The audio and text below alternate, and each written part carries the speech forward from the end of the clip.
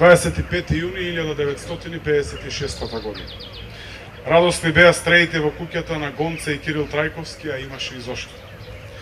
Им се родија два сина близнаци, најпрвен Борис, а 2 часа потоа и Александар. Кој би можел тогаш да предпостави дека првородениот од близнаците ќе испишува светли страници во македонската историја? Дека името Борис Трајковски ќе стане синоним за родолюбец, боголюбец и човеколюбец. 25 јуни 2017 година. Стоиме простум пред споменикот Македонија, подигнат во негова чест за да одбележиме 61 годишнината од раѓањето на вториот претседател на Република Македонија и наш сограѓанин Борис Трајковски. Да не пишуваше животот чудни сценарија со трагични расплети, веројатно сите ние би биле во состојба да го допреме совршенството, живеејќи ги нашите животни епизоди по редоследот кој секој од нас би го посакал.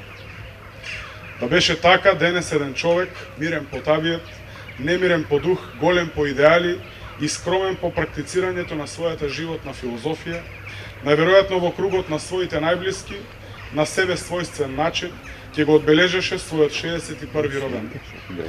Бидувајќи среќен што на својата зрелост придодава уште една година. За жал, реалноста е поинаква. Веселото момче од струмичките сокаци, гимназијалецот, правникот, верникот, семејниот човек, политичарот, заменик, министерот, председателот, влюбеникот во Македонија и човекот Борис Трајковски не е веќе суштински дел од нашето денешно битисување. Но без друго во тоа битисување тој остави своји неизбришливи траги. Во тоа име изградивме скромен мост и го крстивме по него, за да се знае дека Борис Трајковски ја имаше надареноста и човечноста да гради мостови на пријателството. Го кренавме и споменикот Македонија, за да се знае дека Борис Трајковски и Македонија се две нешта кои функционираа во своевидна љубов и симбиоза. Може да сториме така слични неброени материјални добра кои символично ќе зборуваат за едно осведочено постоење и делување, но фактички ништо како да не сме сториле доколку секој струмичанец и македонец не успее да изграде паметник на Борис Трајковски во своето срце. Се разбира, тој паметник од спомени како невидлива нишка од историјата нашинска ќе треба секој несебично да го пренесува на своите потомци. Од татко на син, од дедо на внук, од колено на колено. Споменикот треба да остане вечен и да се спротиставува на непишаниот закон на минливост. Затоа што Борис Трајковски, без сомнение, тоа го заслужува.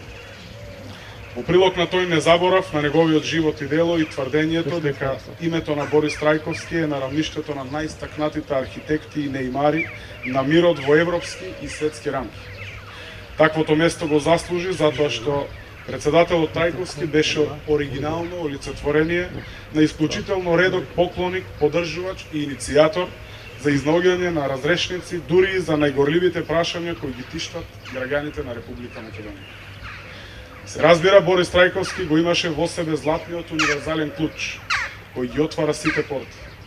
Председателот го знаеше добро познатиот и испробан рецепт, кој вели дека проблемите да се постават врз постулатите на диалог, доверба и толеранција.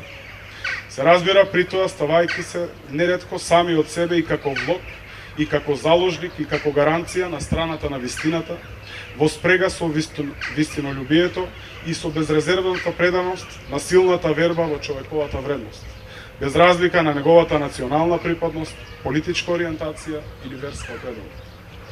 Таков беше Борис Трајковски.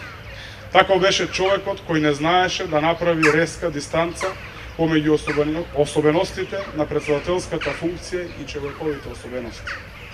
Ретки се луѓето во светската историја кои доаѓале до врвот на својата државничка кариера, а при тоа знаеле да останат своји, да бидат препознатливи и да останат со истите специфики, вредности и мани какви што ги имале и порано.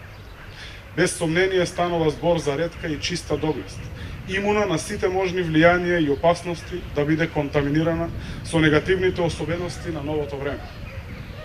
И тогаш кога се ракуваше со големите светски политичари, и тогаш кога го трошеше секој атом од својата енергија за интензивирање на евроатлантските аспирации на Република Македонија, и тогаш кога неговиот миролюбив дух спречи понатамошна ескалација на конфликтот во 2001 година и тогаш кога се стрекаваше со обичните луѓе, работници и селани, секогаш, апсолутно секогаш Борис остануваше Борис.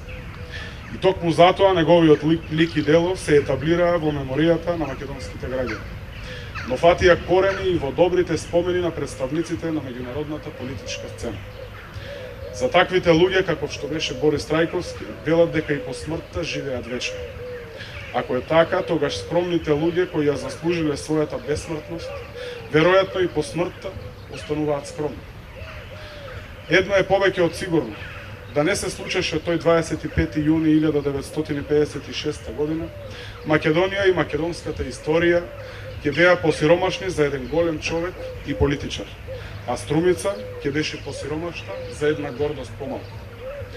Но за среќа се случи тој ден за да го славиме раѓањето на оној кој ја заслужи почитта од сите нас, но и од сите добри луѓе на светот.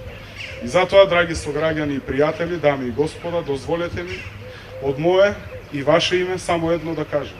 Среќен ти роден ден, Борисе, и благодариме за се.